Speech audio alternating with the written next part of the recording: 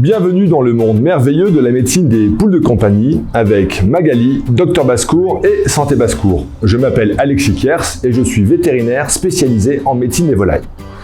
Aujourd'hui, je vais vous parler de salmonelle, un groupe de bactéries présentes naturellement chez les volailles et qui peuvent infecter et rendre malades les humains. Pour celles et ceux qui ont des volailles de basse-cour, comme des poules ou des canards, il est conseillé de prendre des mesures d'hygiène simples pour limiter l'exposition aux salmonelles. Alors, la première question, c'est est-il possible d'attraper une salmonelle avec des volailles de basse-cour? Alors, la réponse est bien évidemment oui, et d'ailleurs, les cas de salmonellose humaine augmentent en France. En 2019, Santé publique France a signalé 183 cas de salmonellose humaine en France d'origine alimentaire, affectant 1134 personnes et provoquant 61 hospitalisations. Le nombre est en augmentation en lien notamment avec les élevages familiaux de volailles. Attention, car le nombre réel de personnes malades de salmonelle est probablement beaucoup plus élevé, car de nombreuses personnes se rétablissent sans soins médicaux et ne sont donc pas testées.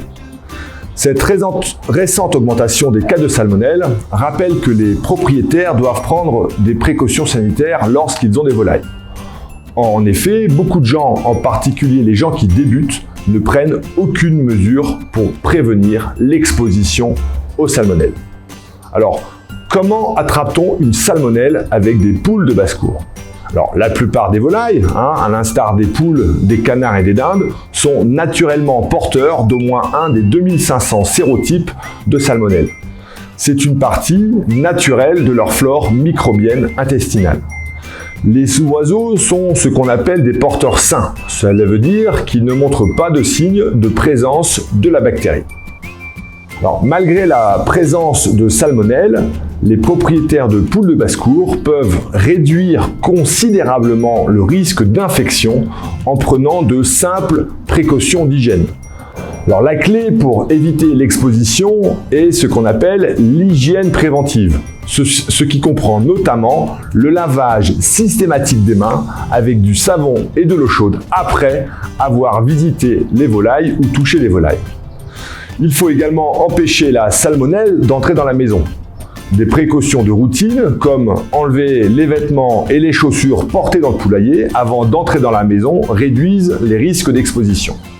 Alors, comment prévenir et traiter les volailles contre les salmonelles?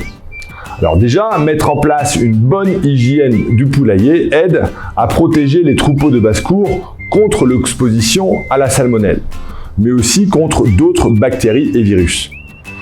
Ainsi, il ne faudrait pas partager le matériel avec d'autres propriétaires. Et si un partage est nécessaire, alors le matériel doit être soigneusement nettoyé et désinfecté avec un nettoyant à base d'eau de javel. Par ailleurs, la visite d'autres poulaillers pourrait également entraîner la transmission d'agents pathogènes si aucune précaution n'est prise. Au minimum, le changement des chaussures et des vêtements est requis avant de visiter un autre poulailler. Il est aussi recommandé aux propriétaires de basse-cour d'acheter leurs poussins, leurs canetons et autres volailles auprès de sources fiables, car ces animaux sont souvent vaccinés contre les salmonelles. Attention cependant, car aucune certification ne garantit l'absence complète de salmonelle. Lorsque les oiseaux sont achetés dans un marché ou sur Internet, on ne sait pas vraiment d'où ils viennent et il n'y a aucune assurance de l'état de bonne santé de l'oiseau. Alors, quels sont les symptômes de la salmonellose chez les humains? Les signes cliniques d'une salmonellose sont de la fièvre, des crampes d'estomac et de la diarrhée. Ces signes apparaissent entre 6 heures et 6 jours après l'exposition.